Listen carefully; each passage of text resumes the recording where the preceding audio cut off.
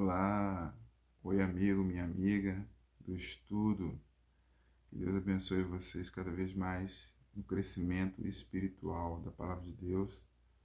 E quando eu chamo de amigo e amiga, não só é no estudo da palavra, mas também em oração. Se você está vendo esse vídeo pela primeira vez, coloque o seu pedido de oração aí. Eu vou estar clamando pela sua vida nos momentos de oração e jejum também. E eu quero te convidar a participar desse projeto maravilhoso que é a lição Jesus Restaurador da Vida. É um projeto que você também pode levar a outra pessoa a não só conhecer a palavra de Deus, mas a ter um contato especial com a pessoa de Cristo Jesus. Tá bom? Vamos orar. Ó querido Pai Celestial, nos ajude agora a entender cada vez mais o plano do Evangelho, que é o plano de restauração das nossas vidas, conforme o teu caráter, conforme a tua pessoa. Obrigado, Jesus, porque o Senhor faz parte desse projeto todo, porque através de ti nós temos a vida eterna. Mas mais do que a vida eterna, o Senhor nos concede a comunhão com o nosso Pai Celestial novamente. O Senhor nos concede a comunhão contigo e com toda a família celestial. Obrigado por isso e obrigado por esse maravilhoso amor. Em teu nome que agradecemos. Amém. Então, querido, eu quero te convidar a você participar desse projeto compartilhando o link. Dê um like lá, compartilhe o link para pessoas que você conheça e que você acha que, poxa, essa mensagem que eu escutei vai valer a pena para aquela pessoa também. Então, eu quero te convidar a compartilhar e a dar o like, tá bom? Queridos, hoje nós vamos tratar na lição 5. Jesus é a salvação. Desculpe, Jesus e a salvação. Como é que Jesus tratava esse ponto e como Jesus trata na sua palavra? Como é que se é nos revelado a salvação? Olha, Jesus no capítulo de Lucas 15, ele trata desse tema maravilhosamente. Ali você tem o que nós chamamos na teologia do, da, da seção dos achados e perdidos. Ali você tem três parábolas. A parábola da ovelha perdida, a parábola da dracma perdida e a parábola do filho pródigo. São três parábolas, que eram histórias que Jesus contava para falar a verdade, falar aquilo que ele queria passar da palavra de Deus para os seus seguidores. E essas três parábolas mostram Deus na atitude de buscar aquilo que está perdido. A ovelha, Deus é que busca. A dracma, a mulher varrendo a casa, é o agir de Deus através do poder do Espírito Santo. E por último, Deus também age no coração do filho. Através do Espírito Santo, Deus toca no coração do filho para que o filho volte. Ele lembra de como Deus, como o pai cuidava dos seus trabalhadores, né? E o interessante que eu aprendi esses dias, algo especial nessa parábola. Jesus está falando com os fariseus no capítulo 14. E ele está num almoço na casa de pecadores. Num jantar, né? Numa refeição. E aí, nesse momento, Jesus está conversando com esses fariseus e saduceus na porta onde ele estava dessa recepção de almoço ou jantar. Ali não especifica. E naquele momento, ele está falando da parábola, que é a última parábola do filho pródigo, onde ele vai tratar exatamente do que estava perdido, né? Do que estava perdido dentro de casa. A dracma estava perdida também dentro de casa. O filho que ficou ao lado do pai, ele não saiu para ir viver a vida dele e pediu a herança dele, mas ao ficar dentro de casa, ele também cobrava uma atitude do pai. Na hora que o filho pródigo volta, o filho que ficou cobra do pai uma atitude. Então aquele filho também estava perdido, porque indiretamente ele nunca amou o pai, nunca ficou por amor na casa, por amar o pai. Ele ficou porque tinha uma herança. Sabe, queridos, tem muitas lições para tirar, mas o que eu quero falar para vocês nesse resumo das parábolas, né, dos achados e perdidos, é que a atitude de Deus sempre foi em salvar. Jesus sempre se mistura no projeto de salvação e não de condenação. E Jesus vai falar isso lá em São João 3, no capítulo 3, quando ele está falando com Nicodemos: eis que o Filho do Homem veio salvar o que havia sido perdido. Deus e Jesus Cristo não se misturam na condenação. A condenação vai ser um resultado por não aceitar a salvação. E agora eu quero tratar com vocês do desenrolar desse processo de salvação. Entenda que o processo de salvação, ele se desenrola, né? O processo de salvação, ele é contínuo a partir do momento que você se deixa ser salvo por Cristo Jesus, aí você é justificado e você vai caminhando no processo da salvação. Primeiramente, nós precisamos entender a consequência do pecado. Qual é a consequência do pecado? Romanos 5, versículo 12. Romanos 5, versículo 12. Romanos 5, versículo 12. Qual é a consequência do pecado?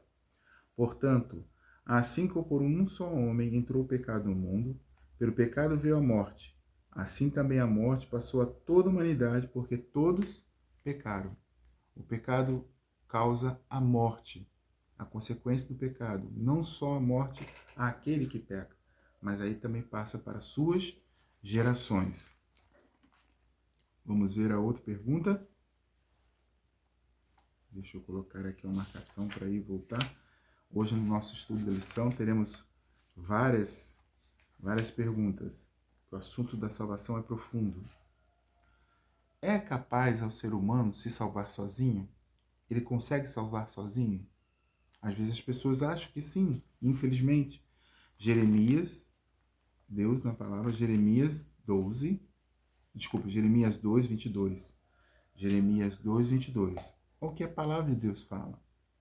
Mesmo que você lave um salitre, use muito sabão, a mancha da sua iniquidade continua em ti, diante de mim, diz o Senhor Deus. Não tem como resolvermos o problema do pecado por nós mesmos. Se lembra da história de Adão e Eva? A primeira coisa que eles tentaram fazer para a situação do pecado deles foi fazer roupas. Antes eles não tinham noção que estavam nus porque a glória do Senhor os cobria. Mas o resultado do pecado foi eles tentarem resolver a situação deles mesmos. Eles pegaram e começaram a tecer roupas de figueira. E a roupa de figueira não demorava muito. Murchava. Voltamos lá, de novo. E como Deus resolve então esse problema, se nós não conseguimos resolver? Como é que Deus resolve o problema do pecado? Bom, vamos voltar lá em Romanos 5, só que agora nós iremos para o versículo 17. Olha como Deus resolve. E aí nós vemos o quão é pernicioso o pecado, o quão ele é cruel. Se a morte reinou pela ofensa de um, ou seja, nós vimos que o pecado entrou através de uma pessoa, por meio de um só, muito mais os que recebem a mudança da graça do dom gratuito da justiça, reinará a vida por meio de um só, a saber, Jesus Cristo. Portanto, assim como por uma só ofensa veio o juízo sobre todos os seres humanos para a condenação, assim também por um só ato de justiça veio a graça sobre todos para a justificação que dá vida. Porque como pela desobediência de um só homem muitos se tornaram pecadores, assim por meio de uma obediência de um só, muitos se tornaram justificados. Deus resolveu o problema do pecado, colocando a pessoa do seu amado Filho Jesus aqui na terra, para viver a vida de obediência, se tornar então justo perante os olhos de Deus e morrer por todos aqueles que eram injustos. E Jesus não merecia morrer, mas o fez para nos resgatar dessa condição pecaminosa. Só a morte da pessoa de Cristo poderia nos libertar do pecado ofensivo. Era muito sério o pecado. É muito sério. Porque o pecado não só contamina a você, meu amigo, minha amiga, e a mim, mas contamina o nosso ambiente, contamina nossas gerações. Está lá em Isaías 28, no versículo 4, se não me engano, que fala que toda a terra está contaminada pelo pecado. Por isso perecem todos. Isso é muito sério. Vamos agora. E como então esse ser humano pecador, ao aceitar, ele pode ser justificado e salvo? Como ele pode ser justificado e salvo? Efésios 2, versículo 8. Efésios 2, vamos para Efésios 2, versículo 8. Efésios 2, versículo 8. Olha o que diz a palavra de Deus.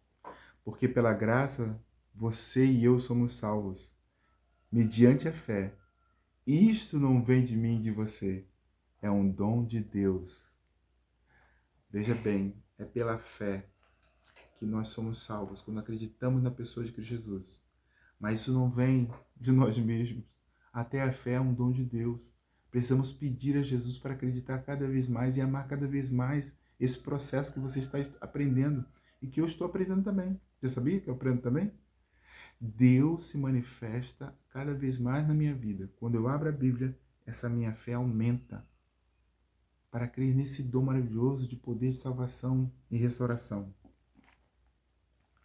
Vamos à outra pergunta. Qual é a condição para que então esses pecados sejam perdoados? O meu pecado e o seu pecado. Qual é a condição? Atos 3, versículo 19. Atos 3, versículo 19. Isso aqui é Pedro falando aos as pessoas que se converteram ali no Pentecoste. Pedro fala a todos eles: portanto, arrependam-se e se convertam para que sejam cancelados os seus pecados. Esse arrependimento, ele é umidificado pelo Espírito Santo na nossa vida. É o Espírito Santo que faz com que nos arrependamos.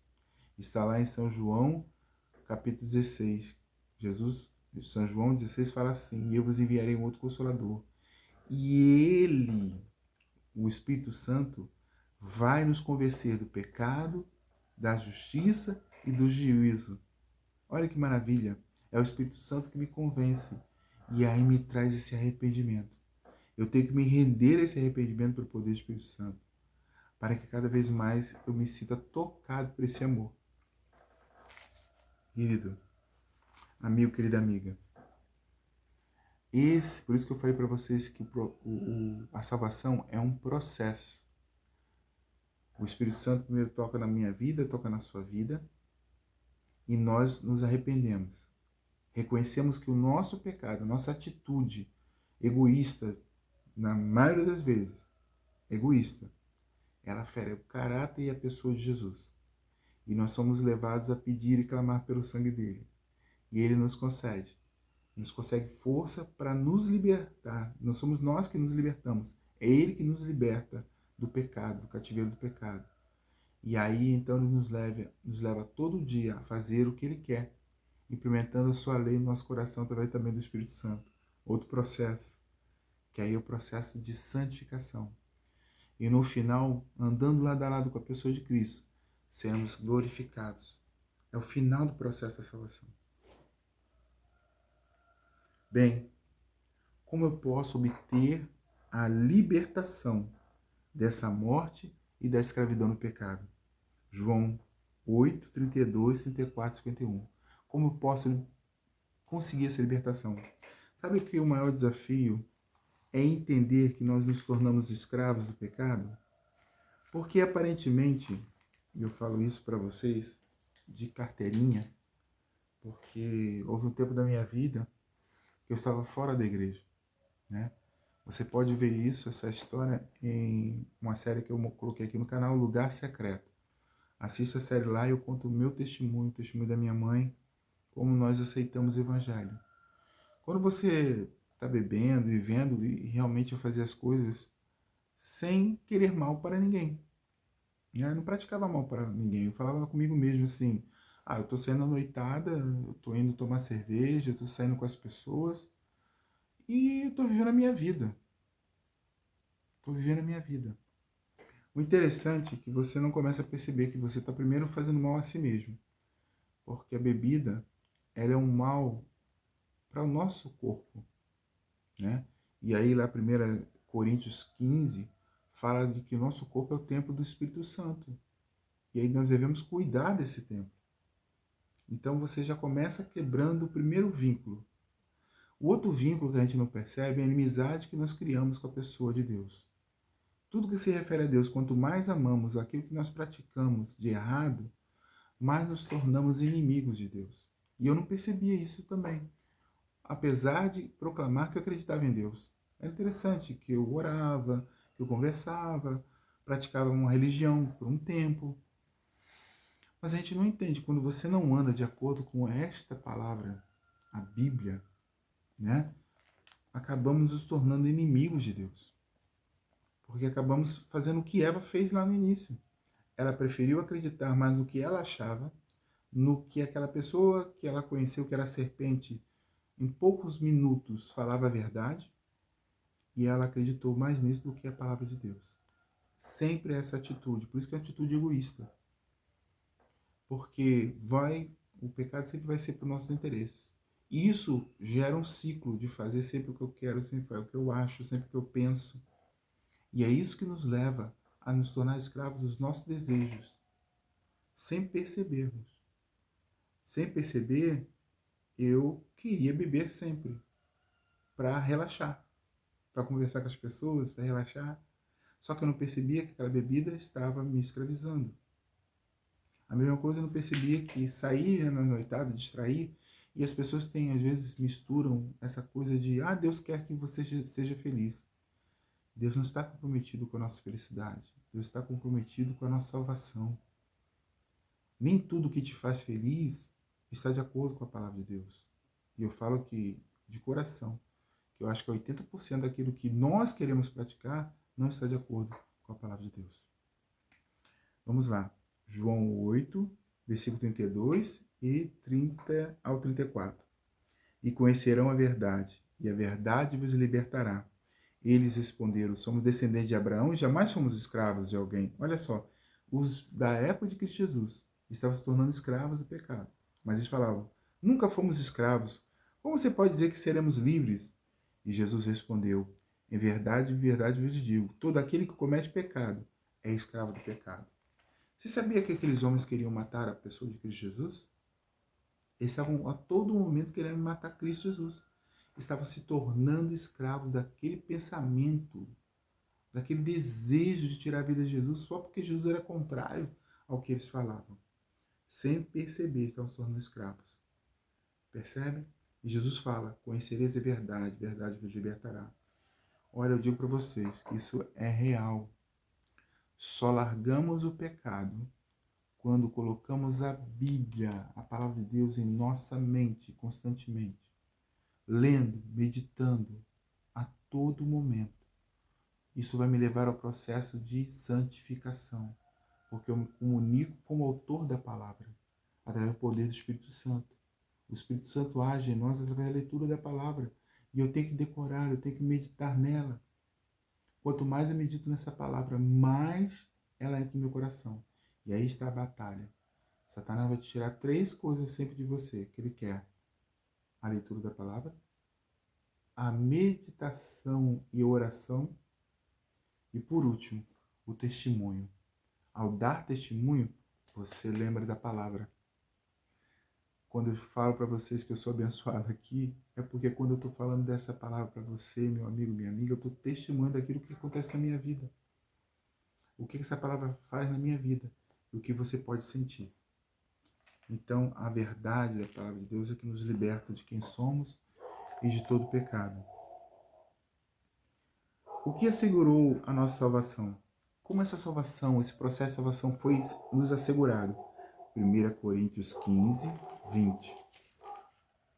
1 Coríntios 15, 20.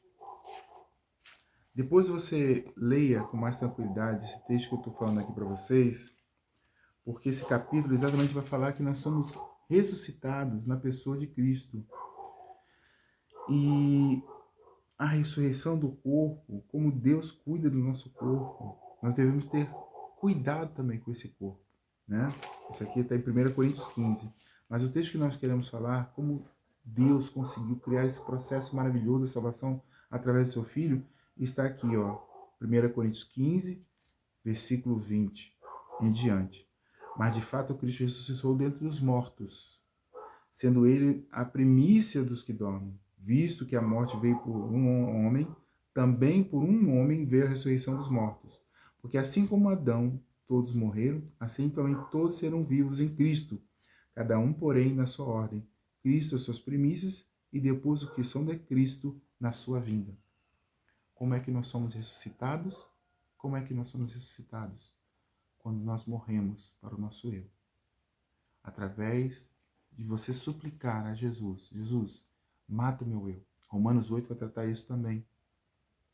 Romanos 8 trata de como Jesus tira de nós o nosso eu, a preponderância do que eu acho, do que eu penso.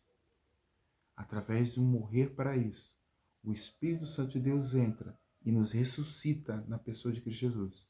E aí eu não vivo mais para satisfazer a minha carne, mas para satisfazer o poder do Espírito Santo. Aquilo que o Espírito Santo vai falar para mim, soprar no meu ouvido, este é o caminho, andai por ele.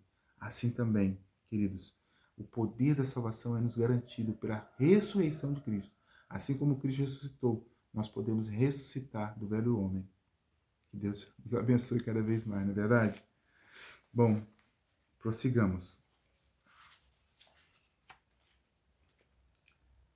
Qual é o resultado, então, de você e eu nos entregarmos a esse poder maravilhoso da pessoa de Cristo Jesus? 2 Coríntios 5, 17. Qual é o resultado? 2 Coríntios 5, versículo 17. Assim, se alguém está em Cristo, nova criatura é. As coisas antigas já passaram, eis que se fizeram novas. Quando eu morro na pessoa de Cristo Jesus, eu sou ressuscitado pelo poder do Espírito Santo para uma nova vida. E essa nova vida está na pessoa de Cristo Jesus. Viver com Cristo dentro de nós, através do poder do Espírito Santo também. O Espírito Santo nos coloca cada vez mais a pessoa de Cristo. E aí eu peço ao Espírito Santo para que o Espírito Santo trabalhe isso em mim. É a pessoa dele que trabalha em mim o desejo de que Cristo habite. É o Espírito Santo que trabalha em mim o desejo que cada vez mais eu deixe o meu eu para que Jesus continue ressuscitando no meu caráter. Para que um dia eu chegue e falo, não sou eu mais que vivo, mas Cristo vive em mim. Estão vendo como o processo é longo e poderoso? Voltamos lá em Romanos 5:1, e nós vamos ver o pleno resultado deste processo de salvação. Justificados mediante a fé. Lembra-se que a fé não é nossa? A fé é dom de Deus. Temos paz com Deus por meio do nosso Senhor Jesus Cristo. Amém. Sabe, meu amigo, minha amiga, o maior resultado do processo de salvação é ter paz, tranquilidade. Em meio a situações mais conturbadas, eu e você podemos ter paz quando somos submissos ao processo de salvação. Eu me lembro uma vez que eu estava, na época que eu fui escoteiro, nós fizemos um resgate, uma aula de resgate no mar. E nós estávamos fazendo a travessia de uma ilha para a praia numa corda, exatamente para aprender todo o processo de salvação e resgate das pessoas no mar. Em um determinado momento, essa corda foi afundando, afundando, e tivemos que soltar a corda e ir a nado. Eu estava de colete, eu consegui continuar com o nado. Um amigo meu quis ir sem colete, e quando ele se viu sem a corda, ele começou a ficar apavorado, gritando, gritando, gritando, e chamou um amigo nosso chamado Robson para que pudesse salvá-lo. Mas naquele momento de ficar apavorado, ele agarrou em mim e começou a me puxar para o fundo. E eu tentava me soltar, e me puxar para o fundo, para o fundo. Aí quando o Robson chegou para salvá-lo, ele também queria pegar e agarrar no Robson. O que o Robson teve que fazer? Teve que dar um soco nele.